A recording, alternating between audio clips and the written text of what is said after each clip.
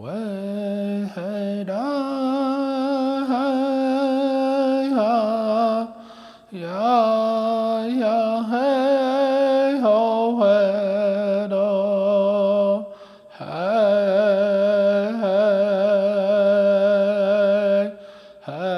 children are respectful, they listen, they hear, they see what's going on around them, and they are curious. They want to know more about what's going on around them.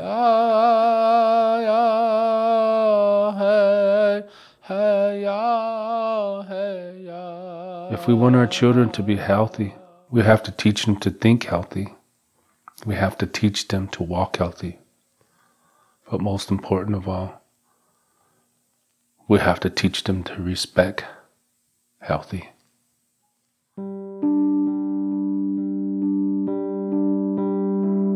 A healthy child is always smiling, not afraid of who they are.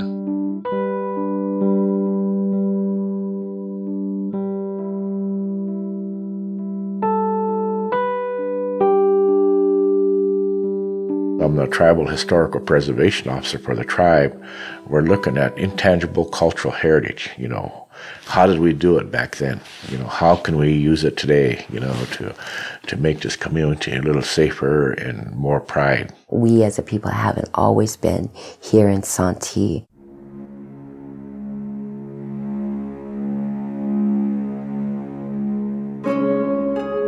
Our Aboriginal homeland was Minnesota.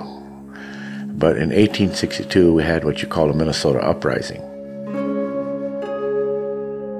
They hung 38 of our ancestors, the largest mass hanging that the government had issued on the Native American people.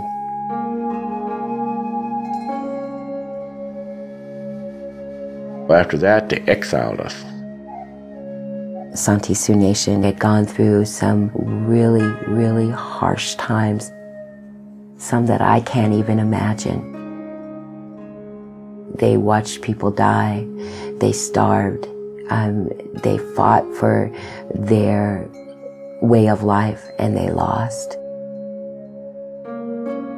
And what they wanted to do was go back to Minnesota, and they made it as far as here. We're here now in Santee, Nebraska. We consider it our homeland of the Santee Dakota. There was grief, probably grief that was unresolved. A lot of families hurting when they were moved here. Their culture changed into a culture of violence. I know this is harsh, but a culture that didn't respect family ties, and a culture that alcohol, for sure alcohol, and then it moved to drugs, but alcohol to start was their culture.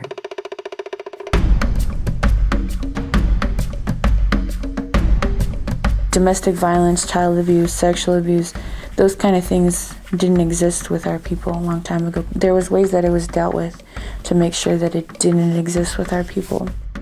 The culture, the spirituality, traditions, and customs are all there. We're the ones that are lost. There were things that were taught to our people to prevent things like that from happening. We've lost those things: respect for yourself, respect for others, respect for children, and respect for women.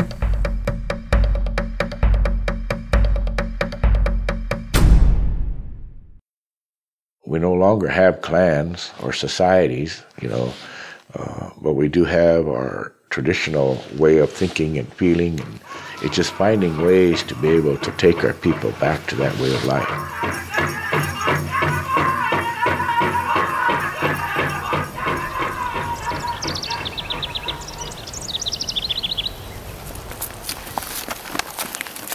You're okay. There you go. I love being Dakota, and I love our way of life, our language, our spiritual traditions, and everything that comes with it. To me, that's what's good for me and my family. When I took the position with social services, the two major things that I wanted to accomplish were a domestic violence shelter, which we are sitting in, and a horse program. All right, who wants to go next? Me. Okay. Native American people have a long history with horses and in tribal history. Okay, he's making a connection now. Horses have a natural healing ability, and they are able to read us better than we can read ourselves. He's gonna make that connection with her now. I believe in that natural healing ability. You see the horse's body language now? That's good. Most of my work had to do with historical trauma and unresolved grief in Indian communities. The first time I heard about the horse program, I was interested because it said medicine wheel model. And I believe that our community needs to bring back those culturally specific programs in order to heal. The spirit world, talking a lot about the elements of the medicine. A majority of our cases are out of control youth that are running away, they're drinking, they're drugging, they're partying and not wanting to listen to their parents. I wouldn't talk to anybody about my problems. And so finally, after like stressing and keeping everything bottled up and everything building up, I just finally broke down one day and attempted suicide. We're a very small community, and so whenever there's these traumatic events, it hits our community pretty hard. We're constantly trying to deal with loss, grief, trauma. The horses are the big part of bringing the healing to the people. The horses and the children are considered sacred. With the two of them together, working together inside the circle, it creates a healing, and in our language they call it daku wakanshkanshkan, something sacred moving inside the circle.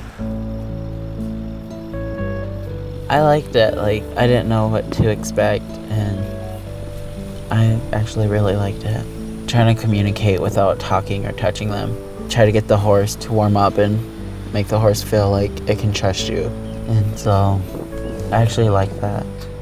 A lot of times you won't see the outcome till years down the road. And so all we're doing now is planting the seed, and it's fun to watch it grow.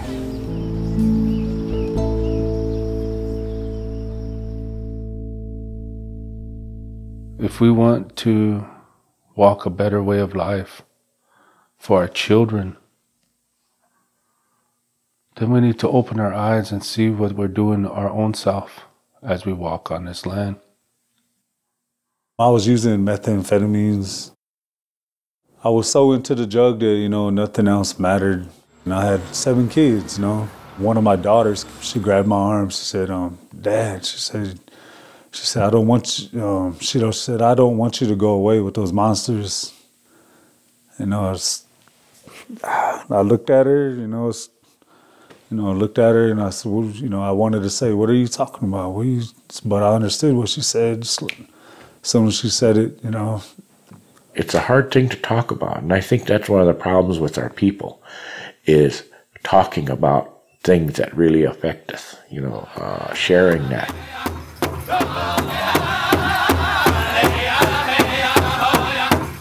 To help our people, to help our youth, they have to see it and then feel it, whatever they're experiencing. So basically what that is, reliving in order to live. They have to go back and retract their whole lifestyle. Right now, when I think back, the things that I've done, it brings tears to my eyes,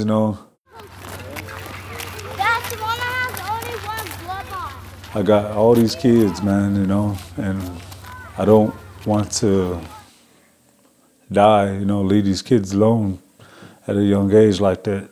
So I had to do something, right? I had my kids taken away from me like twice. I was there when we had to do that removal of his kids. It was one of those ending points where it was just like, why? I'm really going to do something now. I'm really going to change this for myself and my kids. And so I've seen him make that change. I've been volunteering for Fatherhood is Sacred. First, I was court-ordered in my past, because of my drug use and being incarcerated and stuff like that. And after I graduated from there, I just kept coming back. Remember, he gave us those worksheets, things that we're going to have to work on and steps we're taking to do that. Remember I said one of them is to treat people how I want to be treated. I forget that, especially when something gets triggered in me.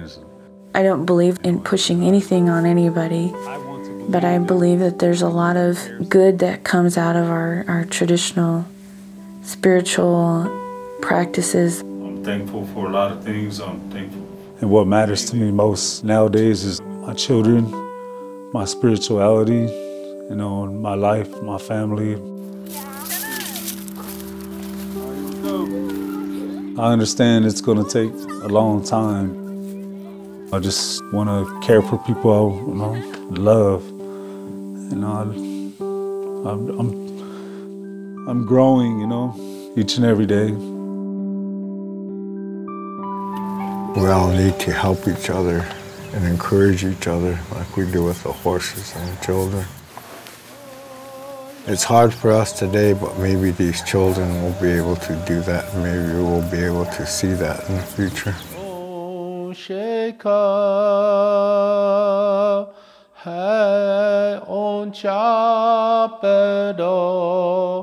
That's my hopes, that these young children will be able to help each other and encourage each other and to be a better people.